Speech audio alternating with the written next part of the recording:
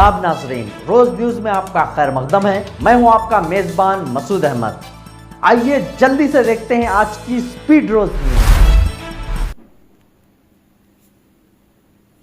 Iran के हमलों के बाद इसराइल में शदीद खौफ व हरास, कई यहूदी खानदान मुल्क छोड़ने लगे।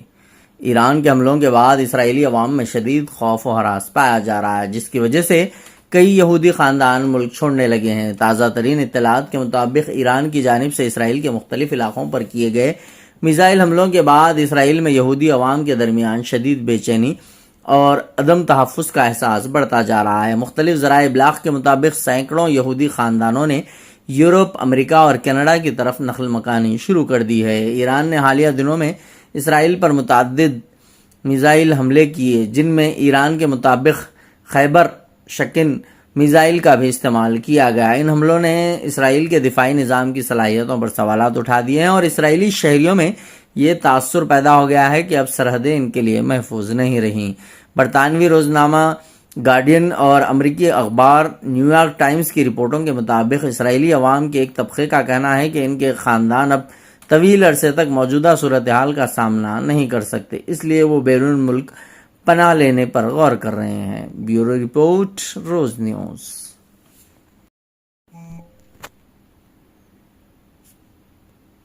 ईरानी पार्लियामेंट ने आबनाए हरमस को बंद करने की तजवीज़ मंजूर कर ली है। ईरानी पार्लियामेंट ने आबनाए हरमस को बंद करने की तजवीज़ मंजूर कर ली है, जो खलीज फारिस में वाक़ एक अहम समंदरी रास्ता है और आलमी सतह पर तेल की तरसील का तकरीबन 20% इसी रास्ते से होता है। ये फैसला हालिया अमरीकी हमलों के रद्द अमल में किया गया है, ताहम हतमी मंजूरी ईरान की आला सिक्योरिटी काउंसिल देगी। ईरानी कमांडर इस्माइल कौसरी ने कहा है कि आबनाए हरमस को बंद करना एजेंडे पर है और ज़रूरत पड़ने पर बंद किया जाएगा। अगर यह रास्ता बंद होता है तो आलमी मंडियों में तेल की कीमतें बढ़ सकती हैं, जिससे चीन, यूरोप और एशिया के कई मुमालिक मुतासिर होंगे।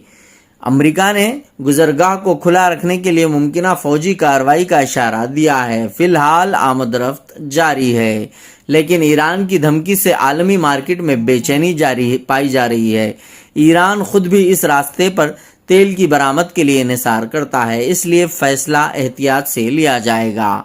आबनाए हरमज़, जो ओमान और ईरान के दरमियान वाक़ है, खलीज फारिस को खलीज ओमान और बहरे अरब से मिलाती है। आबनाए हरमज़ दुनिया का सबसे अहम तेल की चौकी है, क्योंकि इस आबनाए से तेल की एक बड़ी मकदार गुजरती है। आबनाए हरमज़ अपने तंग तरीन मुकाम पर तकरीबन 161 किलोमीटर लंबी और 33 किलोमीटर चौड़ी है। दोनों सिमतों में शिपिंग लेन सिर्फ 3 किलोमीटर चौड़ी है। आबनाए हरमज़ रोज़ाना तकरीबन 20 मिलियन बैरल तेल और तेल की मसनूआत की नक़्ल हमल करता है। यूएस एनर्जी इंफॉर्मेशन एडमिनिस्ट्रेशन के मुताबिक 2022 में औसतन 21 मिलियन बैरल तेल रोज़ाना आबनाए हरमज़ से गुजरता है, जो कि आलमी खाम तेल की तजारत का तकरीबन 21% हिस्सा होता है। ब्यूरो रिपोर्ट, रोज न्यूज।